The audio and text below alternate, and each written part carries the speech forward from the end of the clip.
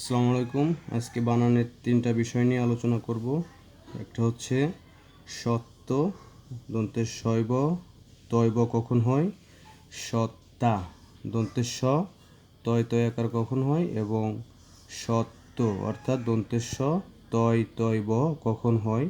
এই তিনটা বিষয় নিয়ে আজকে আলোচনা করব। প্রথম যেটা আছে সেটা হচ্ছে দন্তের শৈব তৈব, অর্থাৎ যাকে ভাঙলে আমরা পাবো দন্তের শৈব প্লাস তৈব। এই শব্দের অর্থ হচ্ছে মালিকানা। কোনো কিছুর মালিকানা বোঝাতে আমরা সত্য শব্দটার সঙ্গে পরিচিত এবং এই সত্যটার বানান হচ্ছে দুটার নিচেই ব থাকবে এবং ত থাকবে না, শুধু ত থাকবে। যেমন গ্রন্থ সত্য, সত্য ত্যাগ, সত্ত্বাধিকার। এই বিষয়গুলো হচ্ছে বানান যখন আমরা দেখব বা লিখব তখন দন্তের শৈব তৈব। দ্বিতীয় বিষয়টা হচ্ছে সত্তা। এই সত্তাকে ভাঙলে আমরা পাবো হচ্ছে সৎ যোগ তা, যার অর্থ হচ্ছে অস্তিত্ব। আমরা জানি যে অস্তিত্ব বোঝাতে সত্তা ব্যবহার করা হয়, যেমন ব্যক্তিসত্তা, জাতিসত্তা। এই সত্তা বানানে কখনোই নিচে ব আসবে না, শুধু তয় তয় আকার আসবে। আর সবথেকে গুরুত্বপূর্ণ তৃতীয় যে বিষয়টা সেটা হচ্ছে সত্য। এখানে সত্য বানানটা দেখেন, শুধু ত না, তয় ত তার নিচে ব, দন্তের স তয় ত তার নিচে ব। এই সত্যর বানানটাকে ভাঙলে আমরা পাবো সৎ যোগ তৈব, সত্য।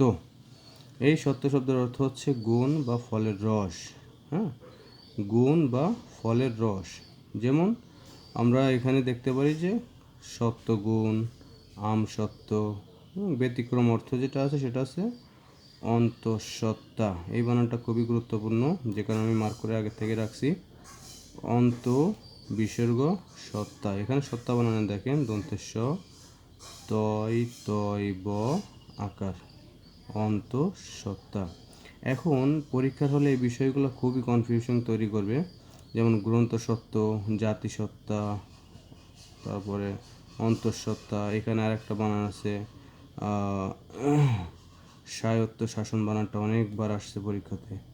এই বানানগুলো যদি সম্পূর্ণ ধারণা না থাকে তখন পরীক্ষার হলে কনফিউশন তৈরি হবে যে তয় তয় ব হবে, এখানে তয় তয় ব হবে নাকি তয় ত হবে নাকি শুধু তয় ব হবে। মূল পার্থক্যটা হচ্ছে তয় ব, তয় তয় আকার, তয় তয় ব। তয় তয় আকার যেটা সেটাতে অবশ্যই আকার থাকবে, আর নিচে ব থাকলে সেখানে আর আকার থাকবে না। যেমন শুধু তর নিচে ব অথবা তর নিচের ব। শুধু তর নিচে ব মানে হচ্ছে মালিকানা, আর ত তার নিচে ব থাকলে হচ্ছে গুণ বা ফলের রস, আর নিচে ব না থাকলে তার অর্থ হচ্ছে অস্তিত্ব। এইভাবে আছে আমরা বিভিন্ন ক্লু ধরে মনে রাখতে পারি।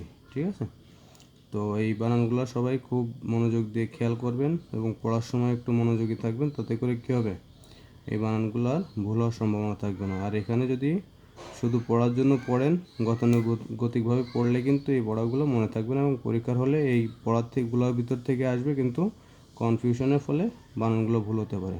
সে কারণে সত্য, সত্তা এবং সত্য, এই তিনটা বানান খুবই গুরুত্বের সঙ্গে আপনারা পড়বেন। নিজেদের যে বইগুলো আছে এখানে প্রত্যেকটা বইয়েই এই বানানগুলো সম্পর্কে দেওয়া আছে, আপনারা একটু খেয়াল করে এই বিষয়গুলো পড়বেন।